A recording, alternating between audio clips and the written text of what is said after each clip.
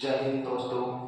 आज इस क्लास में हम पशु परिचर का दो द्वितीय टेस्ट था वो प्रारंभ करेंगे। इससे पहले हम 15 क्वेश्चन की एक क्लास ले चुके हैं जो यूट्यूब पे डाल दी गई है। स्टार्ट करते हैं अगला टेस्ट। पहला क्वेश्चन है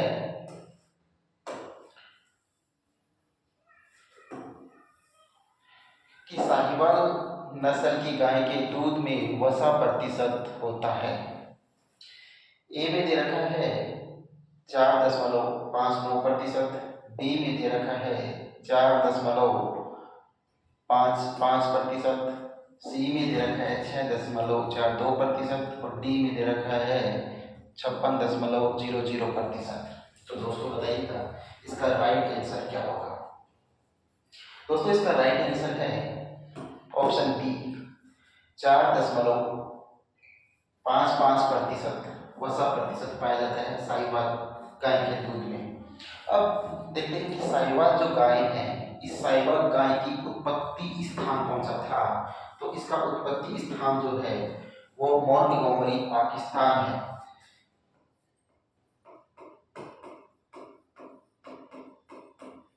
मोंटगोमरी पाकिस्तान इसका उत्पत्ति स्थान है। साहिवाल गाय में लैक्टोज पाया जाता है जिसके कारण इसका दूध जो होता है वो मीठा होता है। इसमें क्या पाया जाता है, लैक्टोज पाया जाता है और लैक्टोज 5.2% पाया जाता है।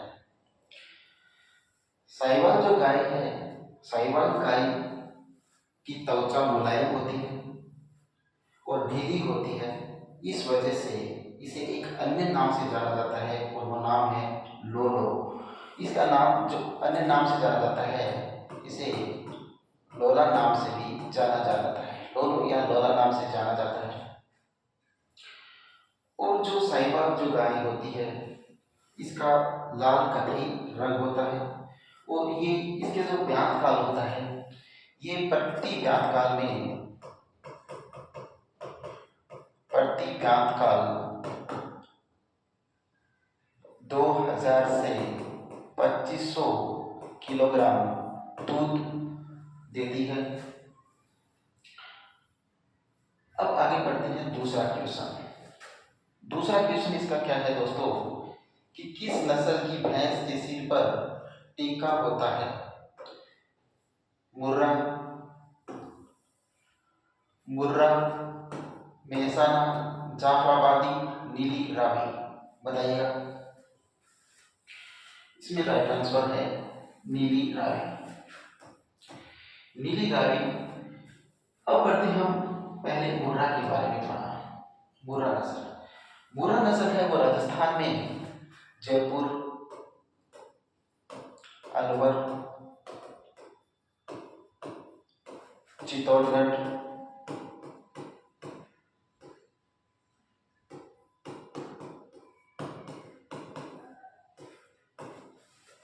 तिजारा, भरतपुर और भरतपुर में मुर्रा नस्ल का क्या है प्रजनन केंद्र। इसका प्रजनन केंद्र भी कहाँ है, भरतपुर के अंदर है। मुर्रा जो भैंस होती है दोस्तों, इस मुर्रा भैंस प्रति ब्यांतकाल ये 1800 से 2500 लीटर दूध प्रदान करती है और प्रतिदिन है ये 20 से 25 लीटर दूध देती है। मुर्रा नस्ल जो होती है दोस्तों वो अगर हम बात करें तो ये इसका जो वसा प्रतिशत होता है वो 60% होता है। ये कुंडी या दिल्ली भैंस के नाम से भी जानी जाती है। इसका जलेबी जैसे घेर या घुंडीदार सींग होते हैं। अब बात करते हैं मेहसाणा। मेहसाणा दोस्तों गुजरात के अंदर एक शहर है और उसी शहर के नाम पर इसका नाम मेहसाणा पड़ा और ये दूध देने के लिए ज्यादातर पाई जाती है। तीसरा है जाफराबादी। जाफराबादी भी दोस्तों ये जाफराबाद या काठियावाड़ गुजरात में इसकी उत्पत्ति स्थान है। जाफराबादी जो नस्ल होती है ये भारी भरकम वाली नस्ल होती है। इसके जो सींग होते हैं वो चौड़े होते हैं और वो गर्दन की ओर झुके हुए होते हैं और जो सींग आगे से होते हैं वो गोल छल्लेदार होते हैं और प्रति वर्ष जो है वो 900 से 1100 किलोग्राम दूध प्रदान करती है और इसमें जो वसा का प्रतिशत होता है वो 7 से लेकर 9% होता है। इसकी जो ब्यान की उम्र होती है, प्रथम ब्यान की उम्र होती है वो 42 से 48 माह होती है और मुर्रा की जो ब्यान की उम्र होती है वो 36 से 48 माह होती है। तो ये था तीसरा क्वेश्चन दोस्तों, दूसरा क्वेश्चन। अब पढ़ते हैं हम तीसरा क्वेश्चन। तीसरा क्वेश्चन इसका क्या है वो देखते हैं कि बर्बरी नस्ल की बकरी की यौवन उम्र होती है। क्या पूछा है कि बर्बरी नस्ल की बकरी की यौवन उम्र पूछी है। यौवन उम्र कितनी होती है? ए में दे रखा है 7 से 8 माह, बी में दे रखा है 9 से 10 माह, सी में 11 से 12 माह और डी में 13 से 15 माह। बताइए राइट आंसर क्या होगा? इसका राइट आंसर है ऑप्शन बी 9 से 10 माह। बर्बरी जो नस्ल होती है दोस्तों वो बहुत ही खूबसूरत नस्ल होती है। बकरी की जो ये नस्ल है वो ज्यादातर शहरों के अंदर दूध के लिए पाई जाती है। ये सफेद और भूरे रंग की होती है और इसके ऊपर क्या होता है दोस्तों, भूरे और काले रंग के धब्बे होते हैं। और ये जो नस्ल है इसकी नर जो होता है, इसके नर का जो वजन होता है वो होता है 38 किलोग्राम और इसकी जो मादा होती है उसका जो वजन होता है वो होता है 23 किलोग्राम। ठीक है, अगला क्वेश्चन पढ़ते हैं अभी, क्वेश्चन नंबर 4।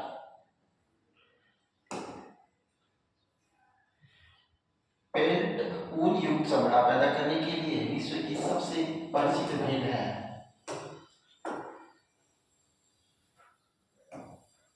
ए में दे रखा है कराकुल, बी में दे रखा है मेरिनो, सी में दे रखा है रामबुई और डी में दे रखा है चोगला। बताइएगा राइट आंसर क्या होगा? दोस्तों इसका राइट आंसर है कराकुल। कराकुल जो पाई जाती है इसका उत्पत्ति जो स्थान है वो मध्य एशिया है। ये मध्य एशिया में पाई जाती है। मेरिनो जो है वो स्पेन में इसका उत्पत्ति स्थान है। मेरिनो भेड़ जो है वो स्वच्छ या उपयुक्त जो ऊन होती है उसके लिए पाई जाती है। रामबुई जो है वो भी ऊन के लिए पाई जाती है। चोगला जिसे हम छापर व शेखावाटी के नाम से जानते हैं और ये इसकी जो चोगला की ऊन है वो गलीचे बनाने के काम आती है। गलीचा निर्माण में चोगला भेड़ की ऊन का प्रयोग किया जाता है।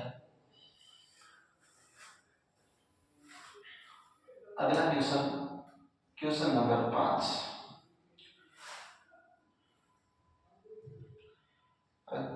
क्वेश्चन नंबर 5 है ऊंट की नस्ल जिसमें माथे पर स्टॉप नामक गड्ढा होता है। स्टॉप नाम का गड्ढा, पहले तो ये पढ़ते कि स्टॉप कहते कैसे हैं। दोस्तों स्टॉप उसे कहते हैं कि ऊंट का जो माथा होता है वो उभरा हुआ होता है और उभरे हुए माथे के बीच में एक गड्ढा होता है और उसी गड्ढे को क्या बोलते हैं, स्टॉक बोलते हैं, और इसीलिए ये इस नस्ल में पाया जाता है। तो बताइएगा ये जैसलमेरी नस्ल में, बीकानेर नस्ल में, मेवाड़ी या मेवाती नस्ल में पाया जाता है, ये कौन सी नस्ल में पाया जाता है, इसका राइट आंसर क्या होगा। तो दोस्तों इसका राइट आंसर है बीकानेर, बीकानेर नस्ल में। और जोहड़ ब्रीड बीकानेर के अंदर, जोहड़ ब्रीड बीकानेर में क्या है, राष्ट्रीय ओस्टर अनुसंधान केंद्र। ठीक है, अगला क्वेश्चन पढ़ते हैं, क्वेश्चन नंबर 6। क्वेश्चन नंबर 6 क्या है दोस्तों, मवेशियों में गुणसूत्रों की संख्या कितनी होती है, मवेशियों में गुणसूत्रों की संख्या कितनी होती है, ए में 40, बी में 50, सी में 54 और डी में 60। बताइएगा राइट आंसर क्या होगा।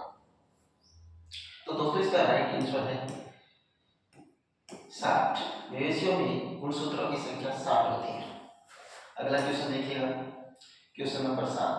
निम्न में से पशु बंध्याकरण की विधि है,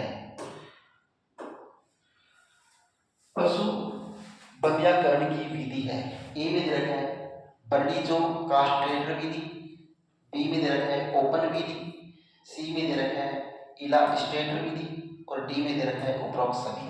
बताइएगा राइट आंसर क्या होगा।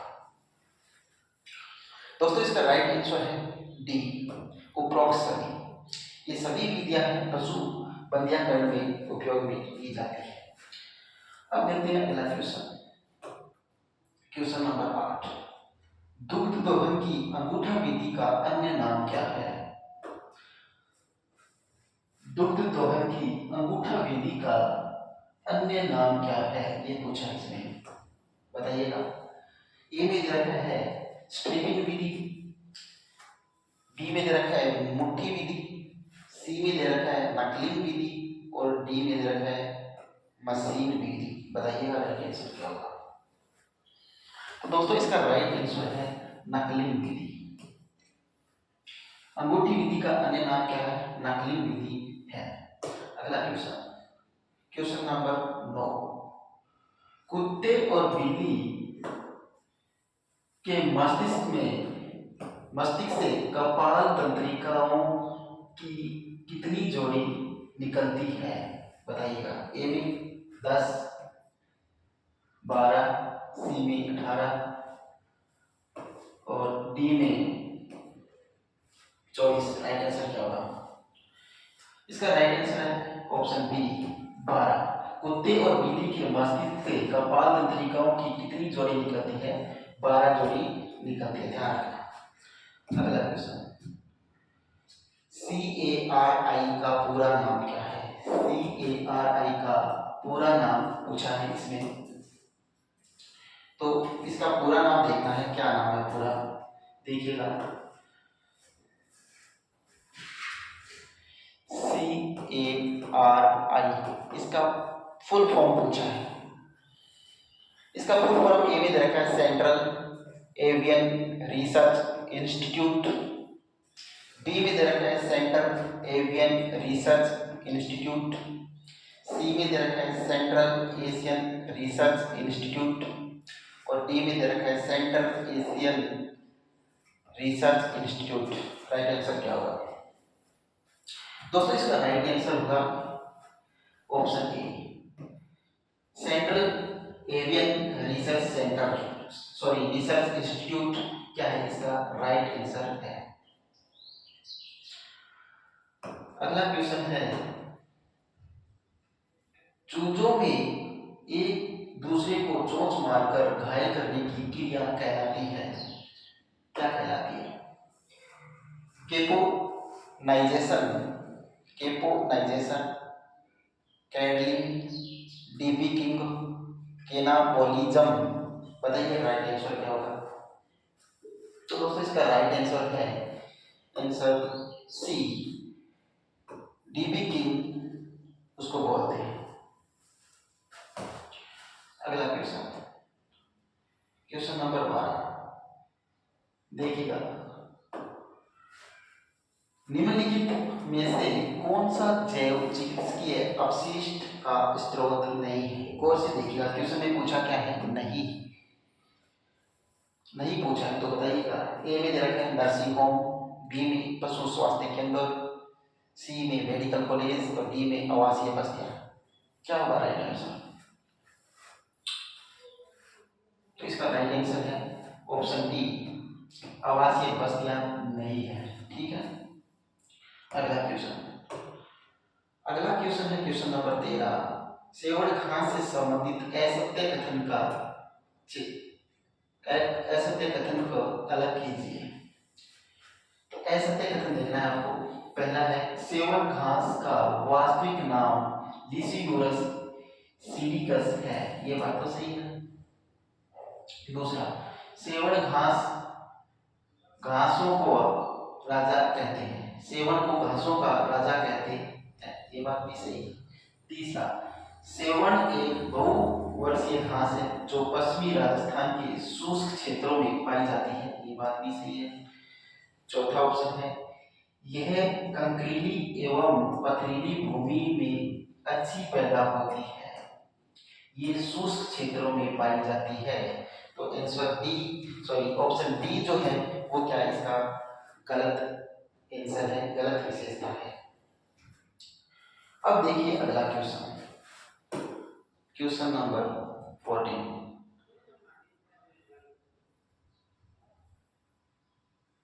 देखिएगा, वानिकी चारागाह में पेड़ उगाने के लिए, वानिकी चारागाह में पेड़ उगाने के लिए गड्ढे की आदर्श लंबाई और चौड़ाई ऊंची है कितनी होती है? ठीक है, आदर्श लंबाई और चौड़ाई कितनी होती है वो पूछा है। तो ए ऑप्शन में इन्होंने दे रखा है